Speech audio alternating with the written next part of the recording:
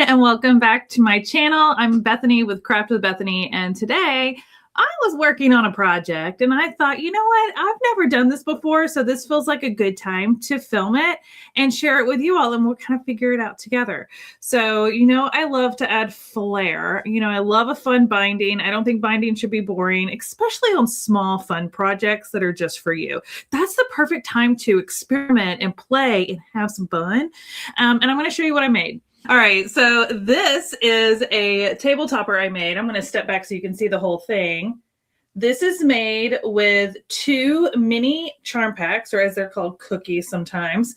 And that's those little 2.5-inch squares. I have 2 of these, and then just some blender fabric, and I sewed it together. And I did a really fun serpentine stitch, which gives that fun little waviness to it. Again, very playful, very whimsical. This fabric, the little mini charm packs, is, I believe, called Persimmon by Ruby Star Society. I had 2 of them, and I thought, this is perfect. So anyways, and I found this perfect little blender fabric at my local fabric store.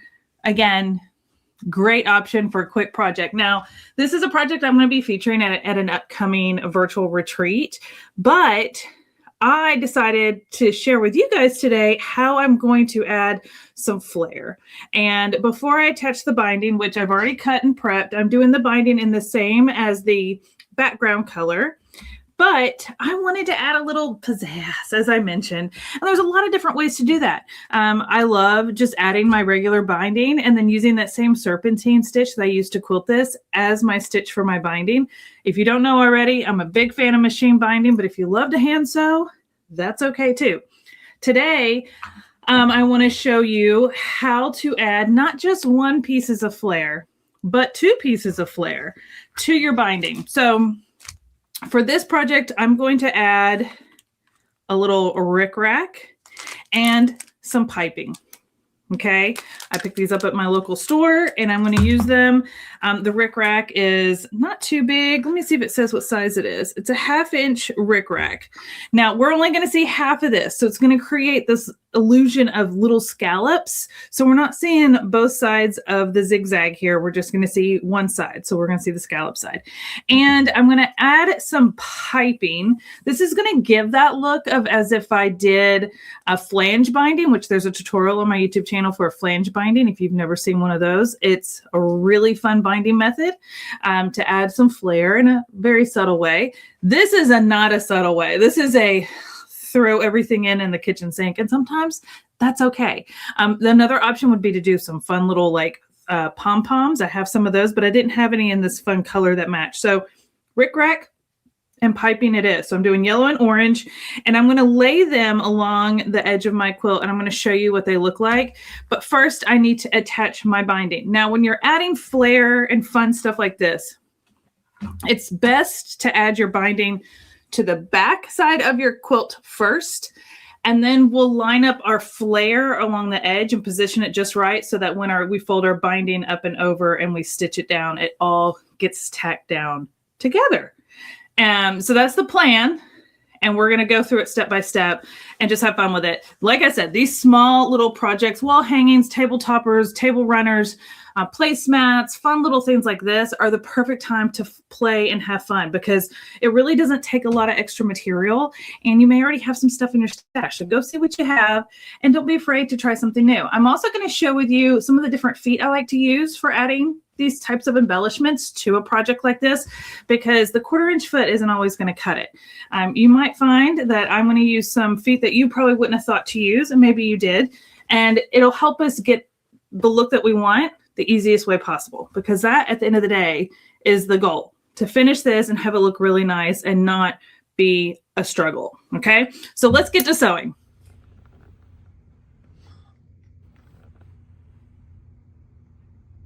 Okay, so I want to give you a close-up look of the look I'm trying to achieve with this binding.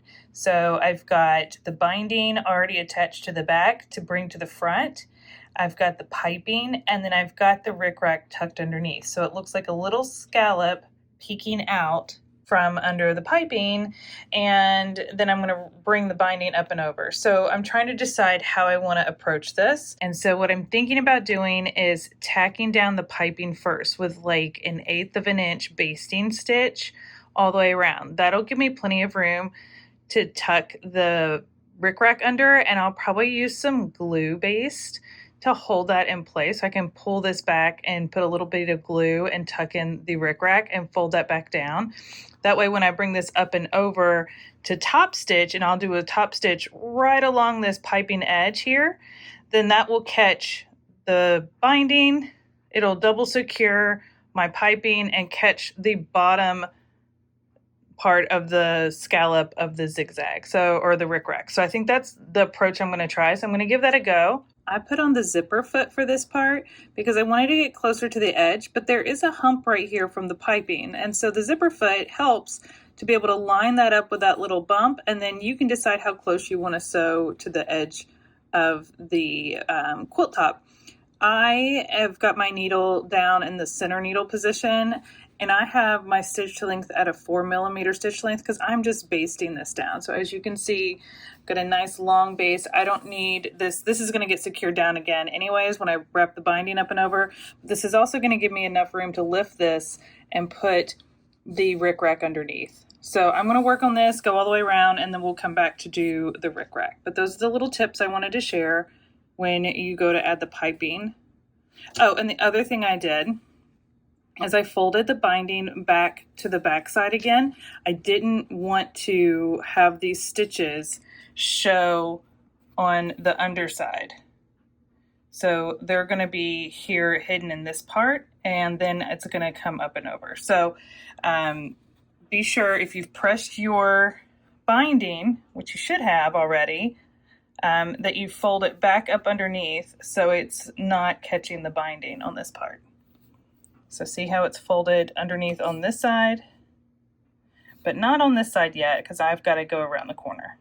When you get to the end here, I still have this binding side folded back, this one's still sticking out, and I sewed straight off the edge, and then I trimmed the piping to the edge of the quilt here. And I did that for a reason, because what I'm going to do is take the next end of the piping and I'm going to place it up under here just a little bit and along this edge and continue stitching down this edge. Obviously I'll fold this back. It's kind of hard to fold both sides back, so I just did one at a time because I do have mitered corners for my binding. So this side I'll flip back out so that this side can tuck under, and then I'll put my piping here and stitch along the edge here. And the reason I did it this way is to show you how we're going to finish those mitered corners. And I've already pinned one just so you can visually see what it's going to look like. So when we have these two corners right here, obviously there's going to be a little overlap. That's to be expected, and that's okay, because we're also going to have to do the same with the rickrack. So we're working on this in layers. And so we started with our top layer by putting that on first. Now we're adding our piping, and then we're going to tuck in our rickrack, okay? But when you fold over your mitered corner and you do it this way, you still get a nice clean corner, and we'll do the same with our scallop on our rickrack. I just wanted to kind of pin one real quick. One, to make sure that my idea was working, and two, so you could kind of see what we're going for, okay? So I'm going to continue working around. Once I get all the way back to the end, we'll work in the rickrack. Okay, so I have my piping, I have my binding, and I'm ready to add my rickrack, and I'm just gonna like kind of finger press it flat. If your rickrack wants to kind of scrunch up, you might want to lay it flat. So what we're gonna do is I've got this, it's called Glue Baste-It, temporary basting glue. I use this a lot when just gluing down my regular binding, especially if I'm going to do a fun decorative stitch, or I just want my straight stitch to look really nice, or if I'm doing a flange binding. Pretty much every time I do binding, doesn't matter how big or small the project is, having a glue Baste-It where you basically just put a little bead down and then you fold over your binding, you press it, it locks it in, and then you can sew it without your binding shifting and puckering. It does wash away when you're done. So when you wash your quilt, it'll be gone, but it's a great temporary hold. So that's what it's temporary basting glue. It comes with this tiny little nozzle and a little thing to stick down in it so it doesn't dry out. We're gonna use it today to secure our rickrack because we already secured our binding here. We've already secured our piping, and now we're gonna secure the rickrack. And so we're gonna pull back this piping here. You can see this stitch line right here is where I stitched down my binding, and then here is where I stitched down basted my piping, and we're going to have this come down here. So when we fold this back over and we fold our binding over, we'll stitch right here and it'll be perfect. So that's the goal. So I'm going to hold this back and I'm just going to put a little bead. You do kind of have to squeeze this hard to get it to come out, but I'm just going to put a little bead along the stitch line of my binding when I first put it on. And just like when we did with the piping of tucking it in, we're going to do the same with the rickrack. So I'm going to tuck that in, and I'm bringing this rickrack down to where it lines up, like the bottom of the rickrack touches where I folded back the piping, so it's even and consistent. And because of how I stitched it and the size of everything, when I fold this back over and I stitch, we will stitch through the bottom curve of the rickrack, securing it down. So it'll look just like this little bead here. And I'm probably not going to press it. What I'm going to do is I'm going to put a second little bead across here after I get my rickrack done to secure my binding. And then I'm going to go through and stitch it all. Okay. So, and if you don't want to press it, you can clip it. And I do have some clips here that I can use even to temporary clip this just to hold it down as I go while that glue sets. Again, I'm just going to put a little bead here. You don't need much.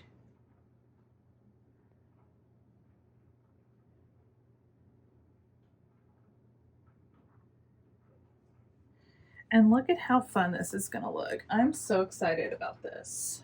This is going to turn out so cute.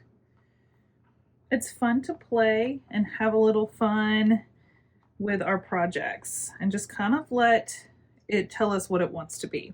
So right here where my piping is overlapped at the end, it's also where my binding was joined. I didn't stitch down the last few stitches. I'm going to curve this down so when I go to attach my binding, it'll kind of get tucked in like this, and it's just going to be a little more seamless and just kind of curve and tuck in. There's really no easy way, in my opinion, to secure piping. And I want to tuck in those raw edges so they don't fray. There's one here underneath, so I'm just going to curve this one in when I go to tuck it, and then I'll just stitch it down that way. So that's what I'm going to do. So I'm not super worried about it right now. Right now I just want to get my rickrack secured and in place. Okay, so I have all of the rickrack secured down with the glue and some clips. So now I'm going to go through and put another little bead of glue here on the piping, like in this area, and then I'm going to just secure this down so that the edge of my binding comes right below my piping and it covers that piping stitch. And then I'm just going to clip it all again. You don't have to glue this part if you don't want to, but I prefer to, again, so it all just stays in place, especially when we've got basically 3 layers of things here. We've actually 4. We've got our binding, our piping, our rickrack, and our quilt top. And so that's quite a bit. So let's get all of this secured down, and then I'll talk about the settings I'm going to use on the machine to secure all of this and do our final stitch and be done with adding so much fun flair to our binding. I am loving how this is looking. Cannot wait to finish it. So as you can see, I chose to keep the zipper foot on, and I moved my needle to the far left, almost as far as it'll go. And I'm using this to kind of keep my foot along the edge of the piping so that I'm stitching right inside the binding, and it's actually looking really, really nice. So I'm going to keep going around. I'm pivoting at my mitered corners, catching everything. I did lengthen my stitch, so my stitch length is 3.5 millimeters. I kept it long just because I wanted this to feed through the machine well. And I like a longer stitch on the binding personally, and we're sewing through quite a few layers, more than we typically would when adding a binding. So I just wanted to make sure that I didn't run into any hiccups or have any sort of puckering or anything like that. And so far I think I'm doing okay, but you know, sometimes you just don't know till you get to the very end, which I'm almost there. Actually, I got 2 more corners to go around, so I'd say I'm about halfway there, but I just had to show you how it was looking so far, and I'm really happy with how smoothly this is going. So I'm going to go around this corner so you can see how this glue really helps. Like, this fabric's not budging. It's keeping everything in place. I've had absolutely no shifting. I put a link to the glue in the description for you guys. I get it from Linda's, but if you see it at your local quilt shop, please feel free to grab it there. But it is a really nice temporary hold, but it is a pretty good hold, especially if we're going through so many layers in this manner that we're doing today. But I'm so excited to see this all done.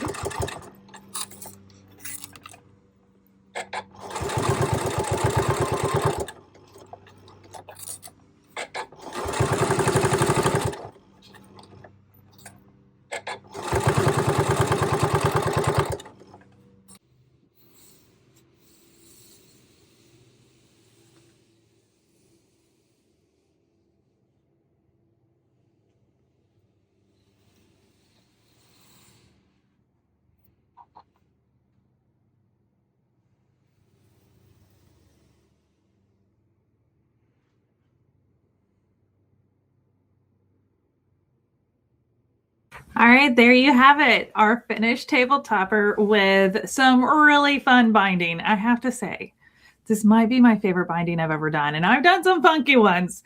I don't know about you, but I just think this adds the right amount of little pop and trim and flair, and it really just frames in this little project, and I just thought it was super cute. So I hope you give it a try.